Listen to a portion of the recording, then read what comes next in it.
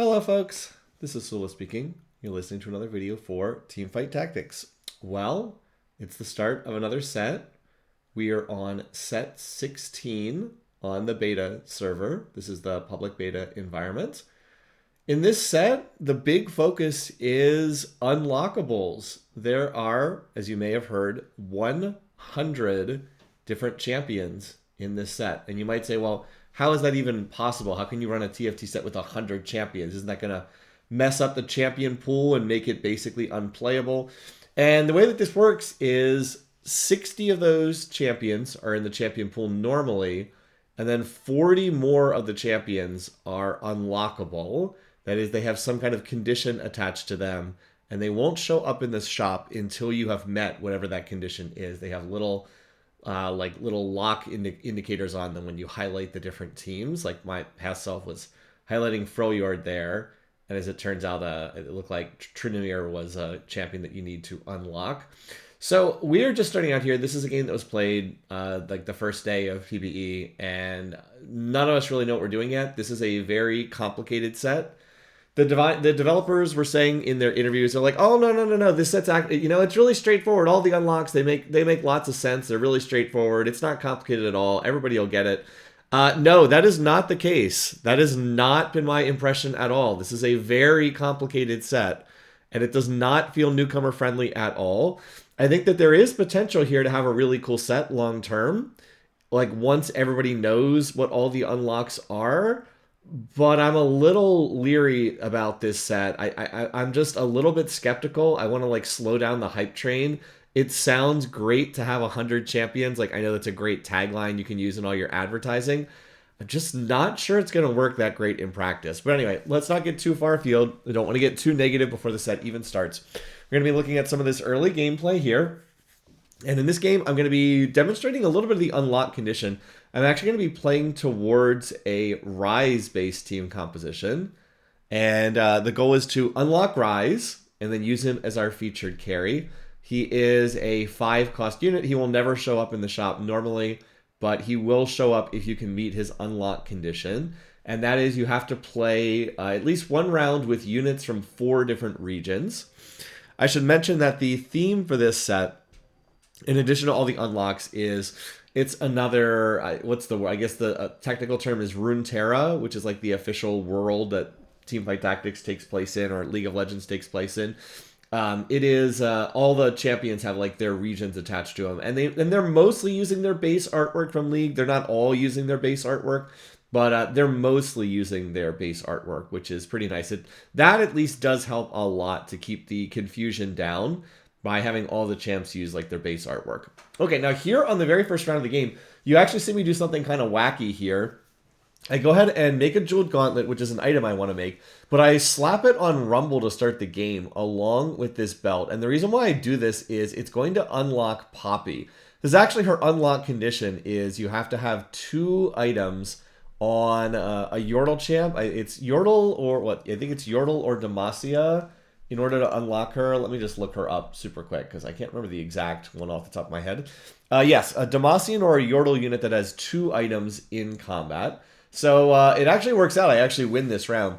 But the Jeweled Gauntlet is not in there. You see the Poppy message, Poppy unlocked. The Jeweled Gauntlet is not intended to stay on Poppy. The intention is to move it to another unit. But I couldn't unlock Poppy unless I was able to put those 3 items on a unit. And so now I'm going to put her on the board, and then that allows me to get Demacia trait plus Defender trait plus Yordle trait. I believe she has all 3 of those traits, if I remember correctly. She has Demacia Juggernaut and Yordle trait. Again, I'm sorry, I'm recording this one day into PBE. I do not know everybody's traits yet. Okay, she has Juggernaut trait, which we're not hitting yet.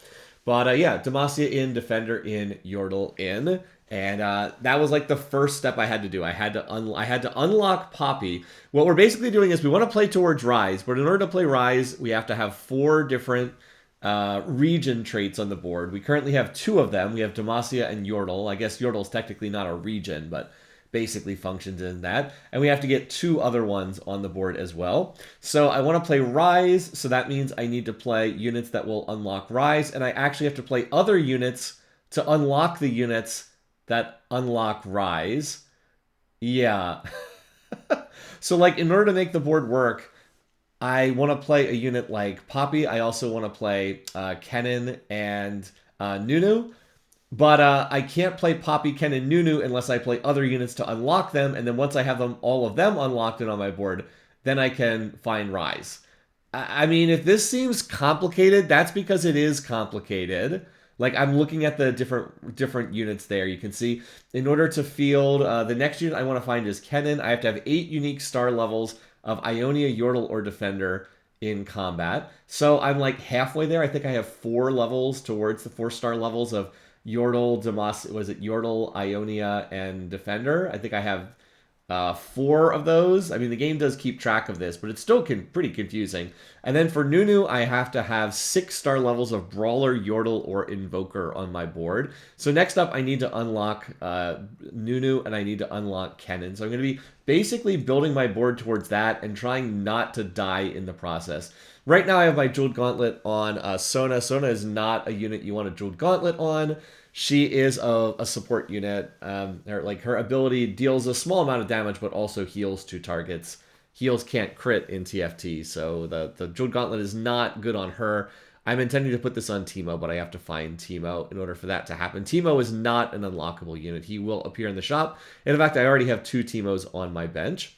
Teemo's going to be my item holder for Rise later on. Rise deals magic damage, as you would expect. And so I'm just going to build Rise items and put them on Teemo for the time being here. Well, you can see I'm spending a lot of time checking what units I need to find and put on here. Again, it's early in the set, so I'd probably be doing a lot of that anyway, but it does definitely add like this extra dimension that I'm trying to figure out. There's other Yordle units that I'm... Oh, by the way, and I get a 2-star Teemo here, which is really nice. Like, that's really, really nice. By the way, there's also some issues with selling units in the shop right now. For some reason, you can only sell a unit if you put them like directly in the middle of the shop, which is kind of annoying. All right, now I'm on. I could unlock. Was it? Oh no, I keep saying Nunu. I thought this was Nunu. It's Kabuko. Okay, shows what I know about this set. I literally thought that unit was Nunu, but apparently it's Kabuko instead. Kabuko and Yumi. I actually have already met the unlock requirement for that, or half of it, but you also have to be level 7 to unlock this. Some of these units have a level requirement, which makes sense because if you could get like Rise as a 5-cost unit in on like level 6 just by having 4 regions in play, that would be pretty busted. Apparently, when they were doing the testing before this set even went on the public beta environment, people were like getting an emblem out of their initial augment and like unlocking Rise on like level 6. I mean, he's a 5-cost unit. Yeah, not really what you want. So some of these also have level requirements as well. And I can't get the Kabuko, not Nunu. I can't get the Kabuko on my board until I'm at least level 7. I also get a great stroke of luck here. I find a Garen at 2% odds. It's unlikely to find 4 costs anyway on level 5. Again, only the 2% odds. But he's literally the one of the 4 costs I need to find to play on this board. He's fantastic. He's going to give you an extra rank of Defender. There's actually a double internal synergy for Demacia trait in that both Jarvan and Garen are both Demacia plus Defender. You might think that maybe Jarvan should be the 4 cost and Garen should be the 1 cost. You would think that Jarvan like outranks him lore-wise, but no, that's not the case. Garen's the 4 cost and Jarvan is the 1 cost, but they actually have the identical traits. Defender's a tank trait, as you would imagine. This trait's been called a whole bunch of things in different sets. I think of this trait as Sentinel trait because it's been called Sentinel a bunch of times. But a Defender trait gives armor and magic resistance, and Defenders gain more. Defenders just putting more of this in, they just get armor and MR. I don't want to even quote the amount because it's going to change in patches, but the whole team gets armor and MR, and then Defenders get an additional amount. Again, this has been in like other traits, other sets, but like that's fine. You got to have tank traits. They're not going to be that exciting. Yordle trait, the trait that I have in here, is kind of intended to be a reroll trait. Antisocial Monkey's been experimenting with this, and he's kind of been playing it not really as a reroll trait, but as more of a tempo trait. It gives all the Yordles on your team health and attack speed for every Yordle fielded, and you get more bonuses for more Yordles. You also start getting shop stuff as you dive deeper into the trait. At Yordles 4, every shop is guaranteed to have a Yordle in it, or your first shop each round is guaranteed to have a Yordle. And then later on, you start getting free rerolls and additional like loot drops when you get deeper into the trait. I'm playing Yordles here because it's one of the most convenient ways to unlock some of these traits I need for Rise. And it also has some nice overlap with some of these other units here. All right, now, again, I want to unlock Kennen next. Kennen is another defender, and Kennen will actually allow me to play, I think, 4 Yordles, 4 defenders. Do I have that right? I believe he lets me play 4 Yordles. Yeah, he'll let me play 4 Yordles, 4 defenders, which is going to be nice. Give me just like a nice beefy tank line to stand behind while Teemo shoots things with his jeweled gauntlet back there. So that's what we're working toward. But again, I need 8 star levels, going back to the unlock for Kennen. In order for him to appear in the shop, I need to have 8 star levels of Ionia, Yordle, or Defender. So I need another star level of one of these things. I could also, I could actually just sell the Lulus on my bench and then buy the Vi that's in there and play her for 1 round. But I need to play either 1 more Yordle or 1 more Defender for a round, and then that'll unlock Kennen. Again, it's a neat feature. Don't get me wrong. Like, this is kind of cool. I'm sure once you have all this memorized, it'll be, interesting. But it has felt pretty overwhelming here. Like, just trying to keep track of all of the unlock stuff. Like, I should probably actually sell the Lulu this round to get to 50 gold, because I'm actually not going to play her. I have to play Lulu for 1 round. That'll unlock Kennen, and then once Kennen's available, I'll play Kennen instead. But, like, I have to play Lulu in order to play Kennen. Yeah, it's a little bit confusing. I'm not going to lie. Our next augment is gold, and out of these different options, I was like, you know what? I'm actually playing a stall comp. I looked at this Rise board that I'm building towards. It's very heavy on frontline. Like, very, very heavy on frontline. So, and there you see Kennen now pops up in the shop. I'm going to be playing kind of a stall comp here with 4 defenders, and I'm going to be playing a lot of tanks in the late game. So let's just stall, and that'll give time for, right now, Teemo to kill things. Teemo puts a poison that is like a ticking damage over time effect on people. And then later on for Rise to kill things. So we're going to take Ascension. I think it's a reasonably good fit for what I'm going towards and look to go from there. I'm also going to move my tank items over to the Garen, because I think 1-star Garen is probably going to be better than the Rumble here in this situation. So we'll go from there. I should also mention one other thing about the unlock process, and this is really key to how the set works. When you unlock a unit, they are guaranteed to be in your next shop. Guaranteed to be in your next shop. So the next shop that I have, I will see a Kennen in there because I just unlocked Kennen. So you can basically guarantee yourself access to certain units. If you meet the unlock condition, you instantly gain access to that unit. I can see why they did this, because it would feel really bad to unlock units and then just like have them never show up in the shop. By the way, I end that player. There's the Kennen unlock. I end that player's win streak. They were on full win streak. So, and there's Kennen in the shop. There's actually 2 of them in the shop, which is kind of funny. So like, I understand why they did this, but from a balance perspective, being able to guarantee 100% that you will get access to certain units feels like it might be an issue for this set. Again, it's early. I don't want to judge too much. I hope I'm not giving too negative of an impression here. But I'm just trying to look past like the flash and the excitement of people being like, 100 champs, that's so cool. And think about, there might be some issues with this set. Let's not get too carried away here. So anyway, I knew I was guaranteed to have Kennen there. And again, if I can get the 4 regions in play, at the moment I have 2 of them still, just Yordle and Demacia, but we're going to try to get Ionia in play because there's actually a lot of overlap between Demacia and Ionia. And then we'll just try to pick up 1 more. There's 1 that you can get pretty straightforwardly. But if I can get all of those, then Rise is guaranteed to be in my next shop. And like, I'll just get this 5 cost. So I can 100% build my board towards playing Rise because I am guaranteed to get him. Like, I don't have to look for him in the shop. Like, he will be there. Now, granted, only 1 star. You're not guaranteed to get 2-star version, but you are guaranteed to get a 1-star copy of the unit. In any case, though, I've been on a nice little winning streak here. I went from being low health in the lobby. I was first pick on the last carousel. Now I am, last pick on this one, but that's okay. I don't mind having the extra health here. One nice addition here in the set is there's little colored underlines on the units on the carousel. You can now see the cost tiers based on those little underlines. So like, I'm going to go for this Gangplank because I want the belt. He has a blue border underneath him. That is the color associated with 3 cost units. And like the 4 cost units have a little circle underneath them. So like, that's really nice. Like, that's genuinely nice to have that. So you know that even if you don't know what the units happen to be, you have good odds to still get what you want off the carousel because you will always know the cost tier, even if it's early in the set and like you don't have them memorized.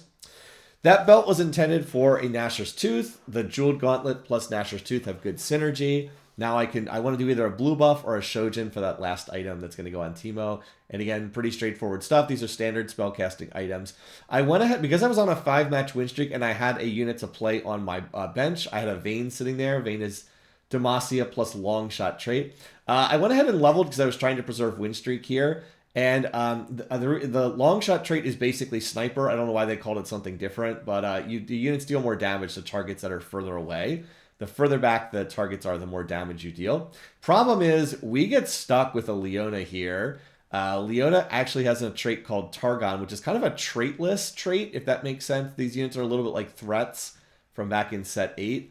And apparently a 2-star Leona is kind of overtuned in this patch because she just tanks like an infinite amount of damage, and I don't get even close to getting through her. So sadly, I went ahead and leveled to try to maintain win streak. I did not maintain win streak. I ended up losing, and that hurt my econ a little bit, but it is what it is. I would still, obviously if I'd known I was going to lose the round, I wouldn't have leveled.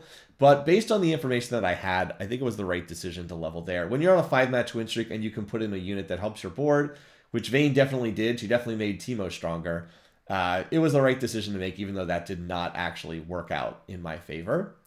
So because I was on level 7 and I had the unlock conditions ready for Kabuko, he did pop up in my shop. And even though I'm not playing him at the moment, I will hold him on my bench just because he is a unit I'm going to want to play, even though I'm not going to play him right now. He's another frontline tank, as I understand it. Has the Bruiser trait, even though that is not in play right now. Now, in this fight, Fizz is on my backline, and I could just kill the Fizz. Now I need Vayne to carry the fight, but oh, random TF card takes her out. If Teemo survived just like another second, he would have stayed alive in this fight, and then I definitely kill the enemy team. This is a Bilgewater team over there. So I came super close to winning that round. But unfortunately, after leveling to 7, I immediately lost the next 2 rounds. I was kind of like, okay, that wasn't so great. I did 2-star the Kennen, though, so let's go ahead. We'll move our tank items over to Kennen.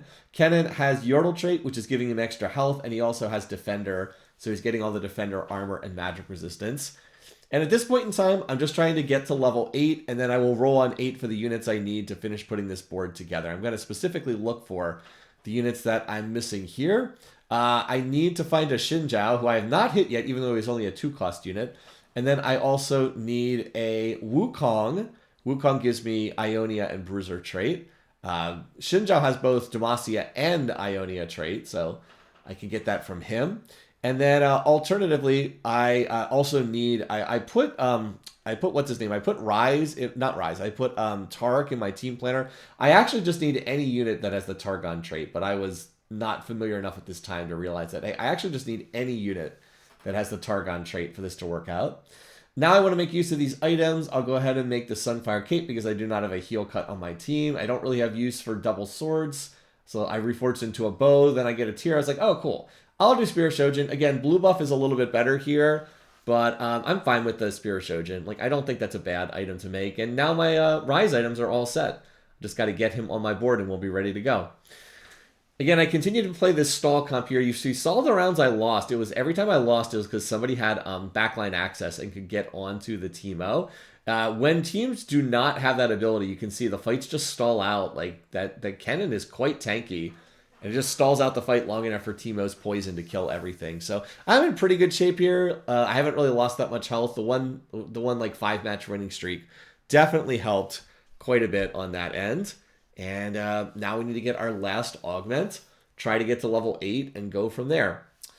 All right, last augment. Boy, one of these rounds is taking a long time. That one player that had been win streaking throughout the entire game finally did lose a round, though, so that's good. Well, it looks like somebody took forever for their round to play out. All right, last option, Prismatic. We actually went Silver, Gold, Prismatic on our options here. Out of these options, it's definitely not Dragon Guards. I don't want that. Binary Airdrop, I feel like it's too late in the game for that. You have to kind of build your whole team around that. It's not Trifecta. I'm not playing through 3-cost champs. So out of these options here, we'll take the Lucky Gloves. It's going to give me it gives me 2 gloves immediately. And then I'm guaranteed to get another glove in like a round or 2. And so this will allow me to make not perfect items, but very good items on whoever I put these on. So now we just want to get lots and lots of gloves. so that we can try to make use of our lucky gloves. I feel like this is an augment that gives you like a strong floor, like it gives you like a good baseline, but it doesn't cap out as high as some of the other prismatics. Still, the other augments were total whiffs on the prismatic, and I didn't want to re-roll that last one because like if I had re-rolled it and gotten something useless, I could be really screwed. So I'm reasonably happy with this. It's not an amazing fit for my board, but like it's very serviceable, and I think that that's good enough for me. This is a Targon board back here. This person's found an Aurelian Soul. Or actually, well, Aurelian, I should say found an Aurelian Soul, but he's an unlockable unit. You have to have all the other Targon units. So they got him in there. And he has a stacking mechanic whereby, just like in normal League, he gets Stardust over the course of the game. And if he gets enough Stardust stacks, eventually, if he gets like 1,000 stacks, he like insta-wins the lobby. But that's pretty hard to do. So that person has got him in relatively early and is starting to get his stacks going. Another econ thing that bears mentioning here is the experience thresholds have changed a bit here in set 16. And the big one is, for whatever reason, the developers made going to level 8 way more expensive. They actually increased the cost to go from level 7 to level 8. It used to be 48 XP. It is now 60 XP. Yeah, so they increased it by 12. Like, that's a huge increase. It is much more expensive to get to level 8 now. They actually made it cheaper to get to level 9 and level 10, but they made it more expensive to get to level 8. It's kind of a weird decision. My understanding is they want to make level 7 more of a thing. Before this, level 7 was just kind of a pit stop as people tried to go to level 8. So that was the theory, at least. It feels very weird if you're used to playing TFT historically to now have this ridiculous 60 XP threshold to get from level 7 to level 8. Just, it's like so expensive to get there. So you're not going to be going level 8 on 4-2 very often anymore. I think 4-5 will switch to be the standard timing now, unless you just have some insane econ start. And if you're re-rolling, then just forget about it. You won't be getting to level 8 until well into stage 5 at that point. Well, we have another carousel here, and it's my chance to pick, well, last again. Oh, no, actually third. Somebody quit the lobby, so I actually get a third pick here. And out of these options, what do I want? Well, I want another glove because that'll let me do another lucky gloves because I'm guaranteed to get a glove on, I think it's like the next round or in 2 rounds, and that'll let me do another Thief's Glove. I put one of the Thief's Gloves on Vayne because she's going to get sold here really soon, and I know she's going to come off my board. All right, there's Xinjiao finally showing up. So I figured now's a good time to go level 8, and I've got 40 gold to roll with. Again, I'm looking for Wukong is going to be the hardest one to find, and then I just need any Targon unit, although I was looking specifically for Taric at the time. I didn't realize I could play any Targon unit. I was looking for Taric, but I could have grabbed like a Zoe that was in my shop earlier. So just continuing to look here, and all right, well, there's the Taric, so that's good. I'm glad to see that. The round ends before I finish rerolling, but at least I've got the Taric, so that'll let me get Targon in play. I can do another Thief's Glove. I was like, Rumble's going to get sold really soon, so let's put this on Rumble. Again, I'll move these Thief's Gloves to other units, but I don't mind putting it on him because then I don't have to bother about wasting an item remover. I did have to use a couple item removers earlier in the game, so I don't have like a tremendous number of them. Still, looks like my front line's holding up okay here, and Teemo's still alive. His poison is ticking away. He was able to beat the Kaisa. You actually can play Teemo with Kaisa. She is also another unlockable unit. I think I actually unlocked her in the shop like a second ago because her requirement... Yeah, I just unlocked her in the shop. Speak of the devil. Her requirement is you need to put 3 items on a long shot unit. But the long shot units are going to be coming out here in a second. So the good news is the next shop has a Wukong in it. And like now I can unlock Rise, but I have to put these units on the board. And this will actually do it right here, like the board I have right now. But I was like, I don't know if I actually unlocked Rise or not. I don't know if I actually did it. And the clock was getting down to like 8 seconds left in the round. I was like, you know what? There's a minion round coming up. I'm just going to do this substitution on the minion round because I am so unfamiliar with this set. I don't know exactly what I need to do here. Let's just take our time and we'll just get it on the minion round instead. So I just opted to delay for one more round to give myself more time to play through this particular transition that I'm not super familiar with. Remember, I do have to play these units on the board. It's not enough just to like put them there and then immediately take them off. I do have to play at least one round with these units on the board in order to unlock the Rise. But yeah, we should be able to do that. I was able to win this round, so I kept my win streak going. Had that 5-match win streak, then a 2-loss streak, and then another 5-match win streak. So looking pretty solid there. I actually have a Kindred in my shop, but I I don't think Kindred is. This is not a quick striker board, so I don't really have room for that. So, all right, I'm taking these units off the board. Now I need to take the Vayne off the board. And there we go. I have Targon, Yordle, Demacia, Ionia. So that should do it. I actually hold these units on my bench again for another round because I'm not 100% sure that this is working the way I expect it to. But I will, in fact, get the Rise, the message that I've unlocked Rise as soon as this round comes to a close. All right, there we go. I finally was like, okay, I'm confident that this is working. I'll go ahead and drop some of these units and look to put together my endgame board here. Although I do think I need to get to level 9 for that. I get more champion drops here. There we go, Rise. So Rise unlocks... Oh, Rise is actually... never mind. I said Rise is a 5 cost. He's actually a 7 cost unit. Yeah, there's 7 cost units in this set. So they're like another tier above 5 cost units. So we're going to move all our items over to Rise. We don't need the Vayne anymore. I don't really need long shot trait anymore because I don't have the... I no longer have these units. What is it? I'm no longer playing through Teemo, so I don't really need this unit any longer. I don't have the Taric on the board, which is a little odd. I probably should try to put Taric back on the board because I want to get Targon trait is. And the reason for that is Rise. So Rise is super overtuned in this patch. He actually got nerfed. We already have the patch notes for day 2 of the PBE. And he got a pretty big nerf, which was 100% deserved. Rise was very, very overtuned in this particular patch. Rise's ability changes depending on what traits are on the board. And the more traits you have on the board, the more stuff his ability does. So like right now, he gets an effect from Yordle, he gets an effect from Demacia, and he gets an effect from Ionia. If I can put Taric on the board, he'll get an effect from Ionia as well. So that's what I'm working towards here. I was actually trying to find what the Rise effects were. I was trying to highlight there on the left side of the screen, and anyway, it didn't pop up there. But now look at this. Field in combat, 3 out of 3 items equipped on a Yordle or a Zaunite. I actually just unlocked Ziggs in my shop as well, who I didn't even know that this was going to happen, but I just unlocked Ziggs in the shop. So, where is he? Did I roll past a Ziggs? He was supposed to pop up in the shop. Oh, wow. Did I miss him somehow? Oh, maybe it's not until the next round. Maybe he doesn't pop up until the next round. I'm also trying to figure out what the heck I can do with these items. I was trying to get another frontline item, and I get another frontline component, so that seems decent enough. I also still have a component anvil to pull, although I'm definitely going to be left with an odd number of items here, so I'll just have to try and figure something out. Anyway, my Ascension kicks in. Unfortunately, Rise gets taken out in the back corner, and I don't win this fight. This is against a Bilgewater board. I don't win this fight without having Rise alive. So, I'm not quite there yet. Yeah, I just unlocked Volibear. I don't even know what I did to unlock Volibear. But anyway, I hit the Rises incredibly fast. So now I have a 2-star Rise. It's a 7 cost units. That's 21 gold on him.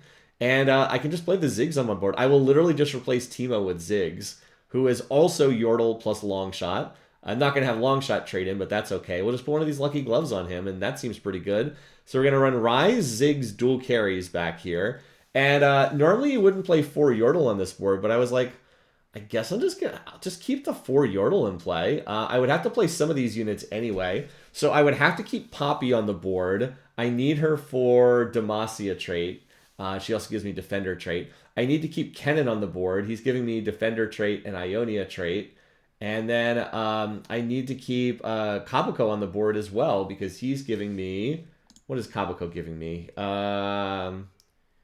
I guess I technically... Oh, he's giving me Bruiser trait to pair with... He gives me Bruiser trait to pair with the Wukong. Now, that's not as necessary. That unit maybe could be dropped, because Bruiser trait does not give any extra effects to Rise. So that actually is a unit I could potentially look to drop if I could find it. I could potentially replace him with the Volibear. That actually might have been better to do. But again, it's just so early in the set, it's hard for me to figure this out. And I mean, it's not terrible having 4 Yordle in. They all get extra health and they get extra attack speed. And I am guaranteed to get a Yordle in the shop every round, so that makes it easier to hit some of these Yordles on a round-by-round basis.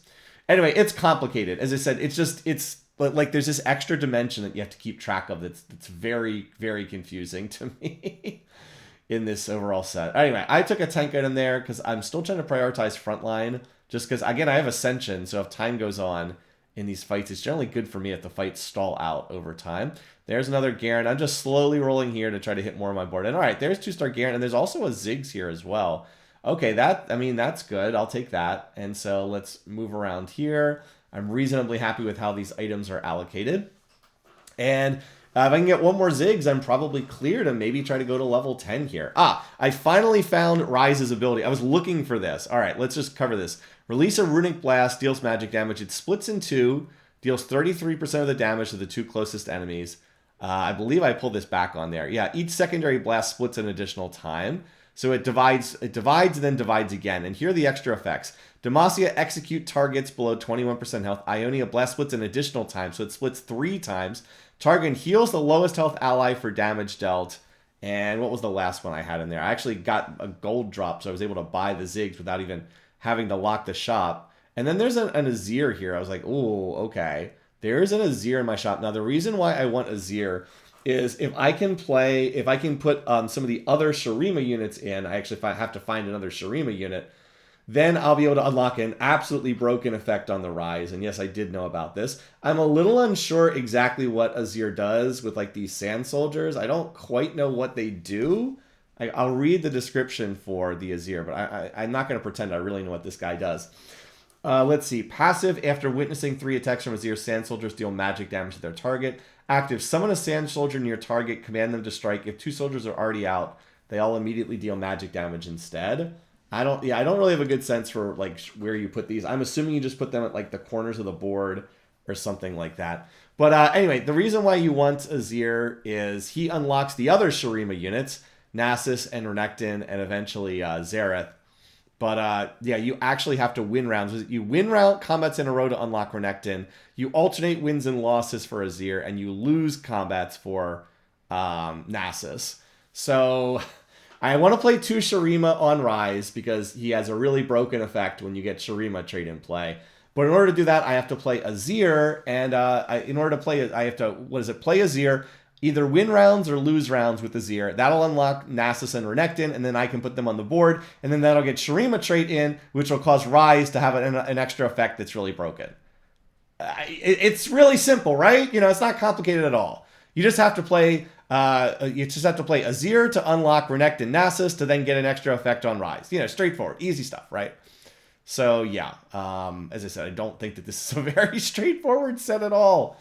But of course, in order to put another unit on the board, I have to level to level 10. I could also take one of these units off. As I said, Kabako would be kind of a unit that would make a lot of sense to take off the board. But I didn't think about that. There's just so much going on in this game. I had a lot of trouble keeping track of all the various nonsense that was taking place in this one. But yeah, I could take Kabako off the board. I'd lose Bruiser trade. I'd go down to 2 Yordles, but I could probably replace him with like a better unit. I can't really take any of the other Yordles off the board. I need them. I mean, I could take Ziggs off the board, but he's a 2-star 5 cost. Like, I don't really want to take him off the board. He's doing a lot of damage. He's my backup carry after Rise, so I'm quite content with that. Oh, also, my board apparently decided to have a dragon fly around in the background, and then that caused the whole thing to slow down because there's just too much graphical nonsense taking place on stream at the time. But yeah, it looks like we win that. And hey, apparently now Renekton's been unlocked. Rise did 17,000 damage. Rise, as I said, really busted in this patch. And there he is. And there's also a Wukong in this patch, in this shop as well. I continue to get a Yordle for free in my shop, guaranteed every time, which is probably a bad thing at this point. Because I kind of already have all the Yordles I want. Now I can do this and put Shurima in play. And honestly, in retrospect, I should have just done this because Shurima is so broken. But I decided to keep the Wukong on the board. But I really should have put Shurima trait in play. As I said, probably the play was to take out Kabako, but I didn't really know that at the time. Now, the lobby is down to just 3 players remaining, and this is the player that I'm most concerned about. This person is playing the Targon board. They have the Aurelian Soul. They also hit a 3-star Leona. She is a 3-cost unit, so that's a 3-star 3-cost. And Leona is just really, really strong. Here's the different effects that Aurelian Soul... Well, my past self was highlighting some of the effects that Aurelian Soul gets. Again, he stacks up Stardust in every battle, and he gets extra effects from them. But this fight, not especially close. Looks like my board is not quite as strong as this one. For all the damage... Well, actually, you know, it got kind of close here at the end, but unfortunately I do lose that round. Now I get a Nasus stack. If I lose 3 more rounds, I get a Nasus unlock here, so okay.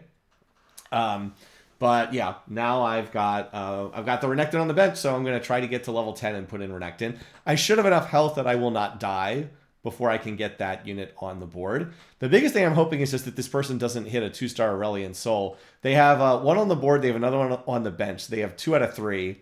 And I'm really hoping they don't get that last A-Soul for the 2-star, because that unit is quite strong once it starts getting stacked up in these fights. Once it starts getting its Stardust stacked up. By the way, the other player also died, so there's just the 2 of us left in this lobby.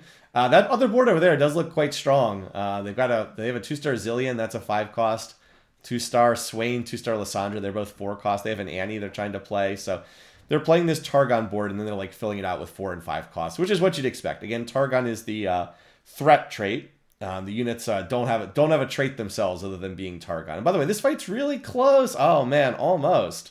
I got quite close to hitting that. The Ziggs did 10,000 damage and the Rise did 14,000 damage.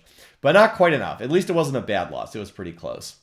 So now we get to do another carousel here. And out of these emblems, I'm going to take the Invoker one. That'll give my whole trait, a team, a little extra mana regen. Your team gains 1 mana regen. I mean, not a lot, but 1 mana regen on everybody is still something. It was also on an Annie who sells for 5 gold. That means I can now get to level 10. So let's do that. We'll put the Renekton on the board. Put that Invoker emblem on Azir, because there's nobody else who would particularly want this. And now I've got another trait in for Rise. Now, the Shurima trait on Rise does 2 things. Knocks enemy units up in the air, and also gives the chance to drop loot. Let me see if I can find the specific description here. What is Rise's trait actually called? It is Rune Mage. Trying to find it on the cheat sheet. Well, you're probably noticing here in the video footage how I'm knocking the enemy team up over and over again. After this game was played, they nerfed his ability so it can only trigger once every 3 seconds, as opposed to him knocking the entire enemy team up over and over and over again while also printing loot at the same time. That's yeah, I mean, did that look like it was balanced? Oh cool, I just got like 10 gold there. Yeah, that did not seem especially balanced right there. I was just trying to find the exact description. All right, the cheat sheet I had doesn't even try to cover this, but the ability is that he knocks things up and they have a chance to drop gold. So yeah, it was incredibly busted in this particular patch. I also just rolled past a Renekton, so that's not especially great. But yeah, that last round was not especially close. Fortunately, this other player still has not found another Aurelian Soul. They've been stuck on 2 out of 3, which I think they don't really have much of a chance if they can't do that. I should have swapped one of my Thief's Gloves around. I should have popped the one on Kabuko off and probably put on Wukong. Either that or Renekton. I did get a 2-star. I did hit the 2-star Wukong. Either that or Renekton. Renekton is he's a 5 cost and has Shurima traits. He's got a bunch of bonus additional stats. The Shurima units are really strong because they're all like legendary units. And look at all this gold. Look at the gold on this board. This is absurd. Can you imagine if I had gotten Shurima in before like the last round of the game? It printed me 16 gold in that round. I mean, like what? You can see why this got nerfed very, very, very heavily after I played this game. But at least I got to experience it one time on day 1 of PBE. So anyway, there's the result from this game. We don't have stats. There are no stats right now. Hooray. It is PBE, so I understand. I have mixed feelings about this set. Again, I haven't played it much. I'm a little worried that it's going to be way too complicated. And I just feel like this is another case where the Rioters like bit off more than they could chew. 40 unlocks, 100 units. Are they going to be able to balance this? I'm skeptical, but I hope it'll still be fun. I guess we'll have to wait and see. Well, anyway, until next time, thanks for watching. Thanks for listening. I hope you enjoyed this one. Until next time, take care, folks. I'll see you again soon.